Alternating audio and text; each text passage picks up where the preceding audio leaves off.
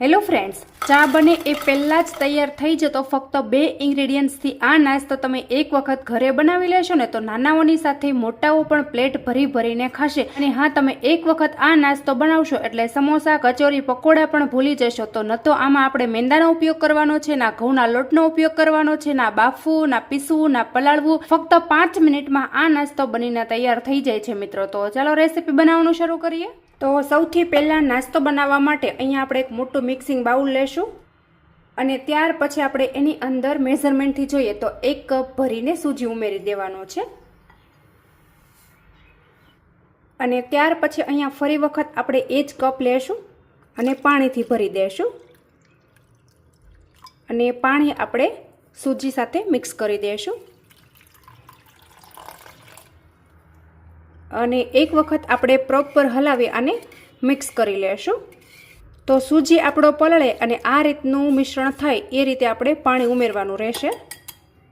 તો આ રીતે સૂજીને આપણે પ્રોપર મિક્સ કરી લેશું અને થોડીવાર આને આપણે પલળવા માટે સાઈડમાં મૂકી દેશું. અને ત્યાં સુધી આપણે થોડી આગળની તૈયારી પણ કરી લેશું. તો આને આપણે સાઈડમાં હટાવી દેશું. તો હવે જુઓ, એના માટે અહીંયા મેં એક મીડિયમ સાઇઝનું બટેટું લીધું છે અને બટેટાને આપણે પિલર્સની મદદથી છાલ ઉતારી લેશું. તો અહીંયા આપણે એક જ બટેટાનો ઉપયોગ કરવાનો છે. તો બટેટાને આ રીતે છાલ ઉતારી મેં એકદમ સરસ એવું ધોઈ લીધું છે. અને ત્યાર પછી આ રીતે આપણે એકદમ નાના નાના એને કટકા કરી લેશું.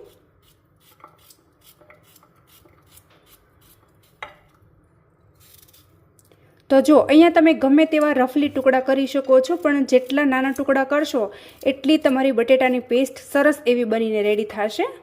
તો મિત્રો, એક વખત ઉનાળામાં તમે આ નાસ્તો બનાવશો ને તો નાનાથી લઈને મોટા બધા ફરી વખત બનાવવાની ડિમાન્ડ કરશે. એટલો ટેસ્ટીઓ બને છે અને સાથે જ અહીંયા તમે સમોસા, કચોરી, પકોડા પણ ભૂલી જશો, એટલો ટેસ્ટી બને છે.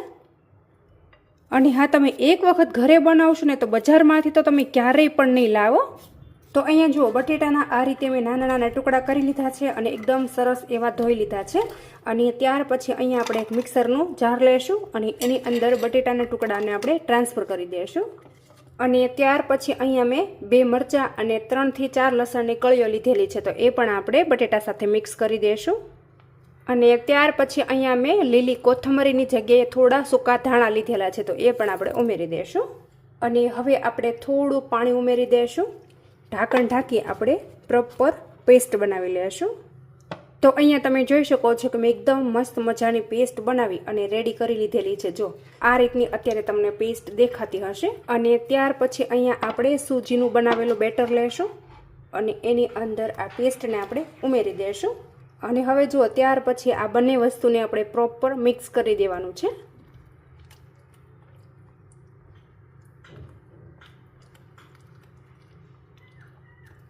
જો આ રીતનું અત્યારે આપણને દેખાતું હશે. બસ તો આપણે આની અંદર હવે રૂટીન મસાલા કરી લેશું. અને હવે અહીંયા આપણે 1 ટીસ્પૂન ભરીને હળદર નાખી દેશું અને ટેસ્ટ અકોર્ડિંગ આપણે મીઠું નાખી દેવાનું છે. અને હવે આ બધી વસ્તુને આપણે પ્રોપર મિક્સ કરીશું. તો અહીંયા અત્યારે મેં લીલા મરચાંનો ઉપયોગ કરેલો છે, તો લાલ મરચું પાવડર હું સ્કીપ કરું છું. બસ આ રીતનું બેટર બનીને તૈયાર થાય પછી આપણે આને સાઈડમાં કરીશું અને આપણે હવે જઈશું ગેસ તરફ.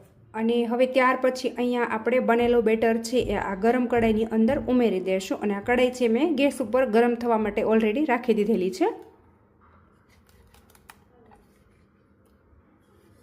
તો હવે આને આપણે સ્પેચ્યુલાની મદદથી કન્ટિન્યુઅસલી ચલાવતા રહેવાનું છે.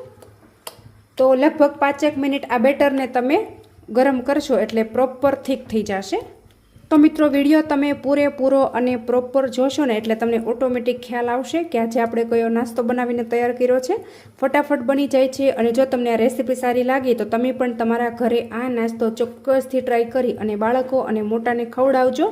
એક વખત બનાવશો એટલે વારંવાર બનાવવાની ડિમાન્ડ પણ કરશે. અને રેસીપી સારી લાગે તો કોમેન્ટમાં તમારો ફીડબેક આપી દેજો. અને તમે મારો વિડીયો ક્યાંથી જુઓ છો ને એ પણ કોમેન્ટમાં લખવાનું બિલકુલ નહીં ભૂલતા. જો તો હવે આ રીતે આપણે થોડું એને ગરમ કરતા જઈશું એટલે નીચેથી થીક થતું જશે. અને આ રીતે આપણે નીચેથી પણ એને ઉખાડતા જઈશું અને પ્રોપર આપણે એને ગરમ કરશું. જો નીચે થોડું ચોંટવા લાગ્યું છે. તો જો અહીંયા તમે જોઈ શકતા હશો કે ઘણું બધું આ મિશ્રણ છે એ થીક થઈ ગયું છે. જો એકદમ જે અંદર રહેલું પાણી હતું ને એ બધું બળી ગયું છે. અને પ્રોપર આ લોટ છે ને એ પાકી જાય ને ત્યાં સુધી આપણે એને ગેસ ઉપર કૂક કરવાનું છે. તો આ રીતે આપણે દબાવીને એને પ્રોપર સ્મૂથ કરીશું. અને જેમ જેમ આ લોટ છે એ ઘટ્ટ થતો જશે એમ એમ એની અંદર ગાંઠા છે એ બધા થવા લાગશે. તો આ રીતે આપણે ગાંઠા બિલકુલ નથી પડવા દેવાના, પ્રોપર આપણે એને હલાવીશું. તો અહીંયા તમે જોઈ શકતા હશો કે પ્રોપર આપણો લોટ બની અને તૈયાર થઈ ગયો છે. ગેસની ફ્લેમ આપણે હવે બંધ કરી દઈશું અને આ લોટને આપણે નીચે ઉતારી લઈશું. તો હવે આ ગરમા ગરમ લોટને આપણે એક પ્લેટની અંદર કાઢી લેવાનો છે. તો હવે જુઓ, લોટ આપણો ગરમા ગરમ હોય ત્યારે આપણે એની અંદર એક પાવડો તેલ નાખી દઈશું અને લોટને આ રીતે આપણે એકદમ મસ્ત મજાનો સ્મૂથ કરી લઈશું. તો તમે જોઈ શકો છો કે સેજ પણ હાથ સાથે ચોટતો નથી, એટલે કે પ્રોપર એ કૂક થઈ ગયો છે, જરાય પણ કાચો નથી. જો તમે જોશો. અને હા, જો તમારા બટેટા આખા રહી ગયા હશે ને તો પણ તમારો નાસ્તો પ્રોપર નહીં બને, એટલા માટે ખાસ ધ્યાન રાખવાનું છે આપણે. અને તમારે આની અંદર ચીલી ફ્લેક્સ નાખવા હોય તો પણ તમે નાખી શકો છો, પણ હું અત્યારે સ્કીપ કરું છું કેમ કે આ નાસ્તો છે બાળકોને ખાવાનો છે, એટલે વધારે તીખો અહીંયા આપણે બિલકુલ નથી કરવાનું.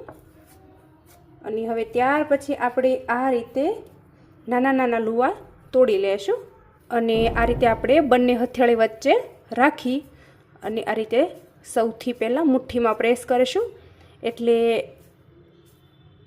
આજુબાજુમાં તિરાડો હોય એ બધી સરખી થઈ જાય. અને ત્યાર પછી આ રીતે આપણે મસ્ત એકદમ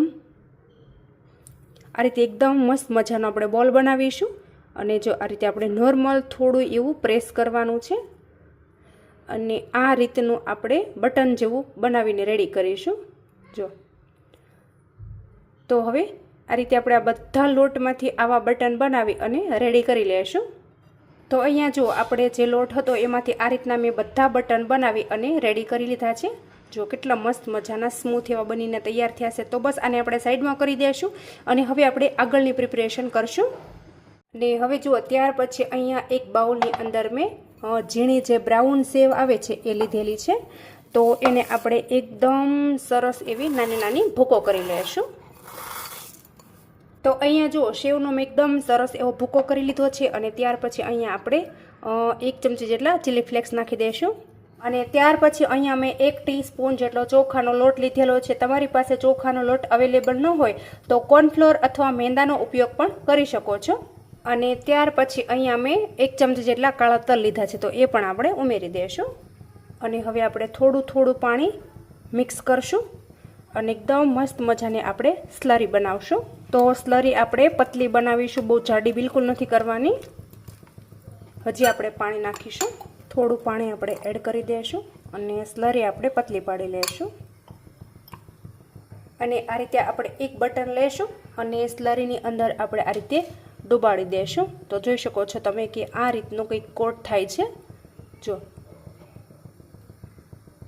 આ રીતે આપણે કોટ કરીશું અને હવે આપણે જઈશું ગેસ તરફ. તો અહીંયા તેલ મેં ગેસ ઉપર પહેલેથી જ ગરમ થવા માટે રાખી દીધું છે અને એકદમ સરસ એવું ગરમ પણ થઈ ગયું છે. અને ત્યાર પછી આ જે કોટ કરેલા બટન છે એ આપણે ધીરે ધીરે ઉમેરી દઈશું તેલમાં અને થોડી વાર આપણે એને સેટ થવા દીધા છે. અને ત્યાર પછી આપણે પલટાવી લઈશું. ગેસની ફ્લેમ આપણે હાઈ જ રાખવાની છે, સ્લો બિલકુલ નથી કરવાની. અને એકદમ મસ્ત મજાના ગોલ્ડન બ્રાઉન થાય ત્યાં સુધી આપણે આને તળી લઈશું. જો કેવા મસ્ત મજાના અત્યારે દેખાય છે આપણા બટન, જો તમે જોઈ શકો છો. એકદમ જોતાં જ ખાવાનું મન થઈ જાય એવા સરસ એવા બન્યા છે. હવે સાંજે તમને જમવામાં કંઈ જ ના સૂઝતું હોય અને ઘરમાં એક પણ શાકભાજી ના હોય ત્યારે તમે માત્ર એક બટેટું અને સૂજીમાંથી આટલો ટેસ્ટી એવો નાસ્તો બનાવી અને રેડી કરી શકો છો. તો હવે અહીંયા તમે જોઈ શકો છો કે આપણો નાસ્તો પ્રોપર તળાઈ ગયો છે. તો હવે આ રીતે આપણે બધા બટન ઝારામાં લઈ લઈશું અને વધારાનું જે તેલ છે એ આપણે નિતારી લેવાનું છે અને પ્લેટની અંદર કાઢી લઈશું. અને બચેલા જે બટન છે એને પણ આપણે આ જ રીતે ફ્રાય કરી લઈશું. તો અહીંયા જો એકદમ મસ્ત મજાનો એક કાચું બટેટું અને સૂજીનો નવો નાસ્તો બની અને તૈયાર થઈ ગયો છે. તો જો હું તમને એને તોડીને પણ બતાવી દઉં કે કેટલો સોફ્ટ થયો છે. જો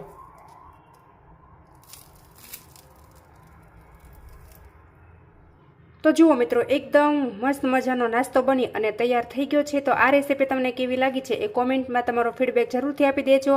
અને તમે મારો વિડીયો ક્યાંથી જુઓ છો એ પણ કોમેન્ટમાં લખવાનું બિલકુલ નહીં ભૂલતા. અને હજુ સુધી તમે મારી ચેનલ ઉપર નવા હોય તો ચેનલને સબસ્ક્રાઈબ કરી લેજો. Thank you.